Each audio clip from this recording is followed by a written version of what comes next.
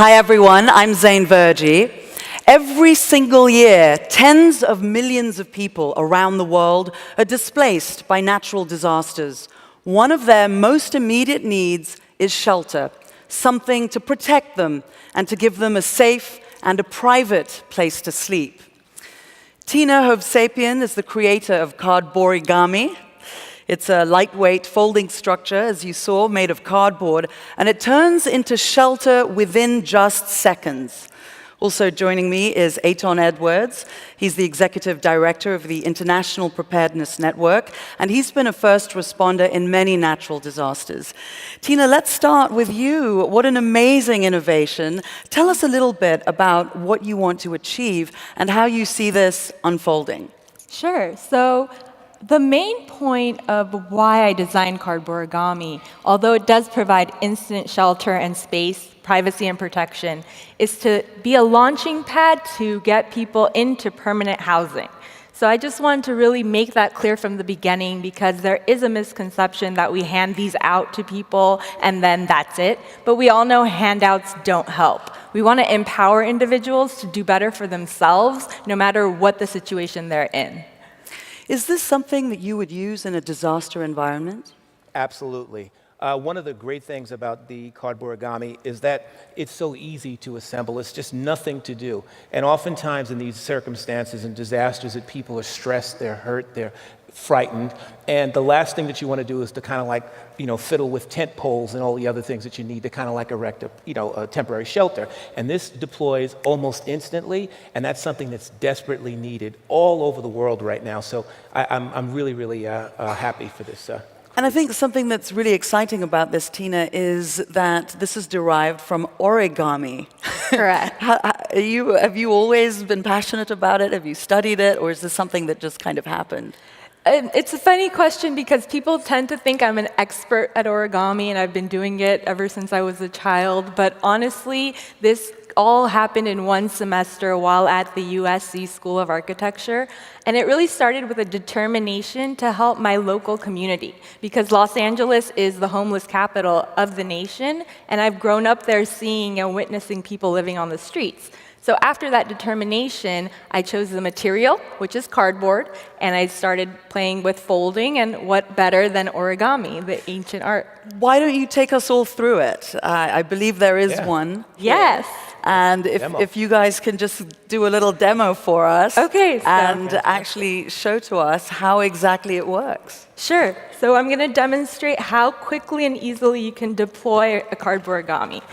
You literally just pull it from both ends, and then as you can see, there's a roof, there's a floor, and there are doors with windows that are all connected, and they can open and close together to provide immediate shelter and privacy for anyone who needs it. Here we go. That's excellent. And is anyone going to volunteer to go in and just make sure that I think I'll be the volunteer. Inside? I'm going to take a look at what's going on inside. So, yeah. All right. If anybody has a little wine or something. It's hard to see from the outside, but it's actually very spacious and comfortable. And here I am. Maybe Eitan can tell us. How does it feel in there, Eitan? I feel safer already. How solid is the structure in there? I mean, do you feel that it's something that you would use over a tent, for example? Yeah, it's simply because of, again, one of the things that you don't want to do is to waste time with the construction. This is something, as you can see, it's immediately deployable. Do I look uncomfortable? Let me get a little bit more comfortable in here just to give you an idea. Okay, how's that? So, I think that the great thing about her creation is that it's made out of cardboard. That means that it's inexpensive to manufacture. And oftentimes in a disaster, you have to actually provide shelter for tens of thousands of people. And this is something that can be reproduced inexpensively, quickly. It's light, it can be transported easily, and as you can see, it's easy to get in and out. So. What if it's very windy, or it's raining, or you're in a disaster area? Is this something that you feel comfortable going into? Well, if you provide the ballast, essentially, as you see, that I'm the base right now, and I got a little weight on me, so you know what? It's not going to blow away with me inside of it. Obviously, if there was no one inside of it, then, you have a kite in that respect. But there are people in it, so it's not going anywhere. And, this is the first generation, and they're going to be, I know that Tina's going to have a lot of different additions to it. So I just keep asking you more questions because I want you to you just like to see me in here, right? Well, you can come on out. I can come out now? Thank you Okay. for being a good sport. Good demo. Tina. Did I do okay in there? Yes. Has this been stress tested? Yes, so I want to add on to some of your questions. Because it's cardboard, cardboard is naturally structural and insulated, which makes it a better material to make a shelter out of to inhabit. It's waterproof, it's flame retardant, and it resists wind loads and impact loads much better than a tent would. And just to reiterate, it's waterproofed and the treatment is non-toxic so that the shelters can be recycled once they're used. Mm-hmm. And what about for children or for less disaster-oriented environments? I mean, this seems something that you could put out in the garden and have a good time with. Right? Yes, it's true. Children love it, and a part of our business model is to sell shelters to enable to fund our homeless aid and disaster relief efforts so that we don't rely solely on donations and grants, although those are much needed as well.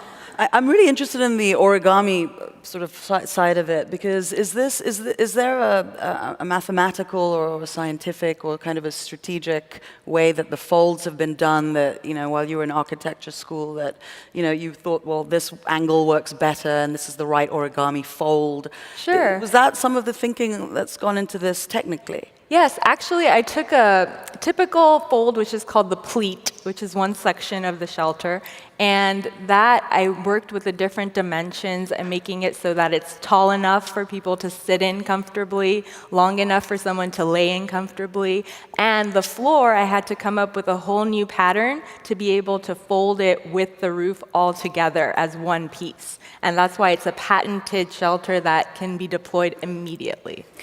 And Eitan, what needs to happen at this point of the innovation and development process for someone like yourself to take it into an earthquake zone, a hurricane zone, an extreme situation? Well, the first thing is availability. That right now these are needed immediately. I just spoke with Tina about even the refugee situation that's happening in Iraq right now. Where we have, just tens of thousands of people streaming out of cities with absolutely no shelter at all. So the availability of it, and obviously there's some company out there who can see the value of this product, and we need to get this immediately. We need someone to step up and step to you, Tina, and have this made it available so that people can have it. And once we get it, because it's so light, it's easily transportable, again, it has no weight to it, So really what you're talking about is something where you could have hundreds of these things shipped someplace without worrying about the load and poles and all of the other things that come with the usual type of refugee housing. And also, Tina, you should tell them about the big ones that the giant version. Yes, so the initial prototype was actually much larger than this for disaster relief purposes, and it could fit a community quickly to provide immediate shelter right after a disaster when people are kind of in a psychological and emotional stressful phase. They don't have to worry about assembling. You could deploy the large one. You can stand in it. Those are bigger. And after you deploy them, you can section them off for families to take and use. That's wonderful. Thank you so much. Unless someone else really wants to try this, come on up. Otherwise, congratulations, Tina. Thank you, Eitan.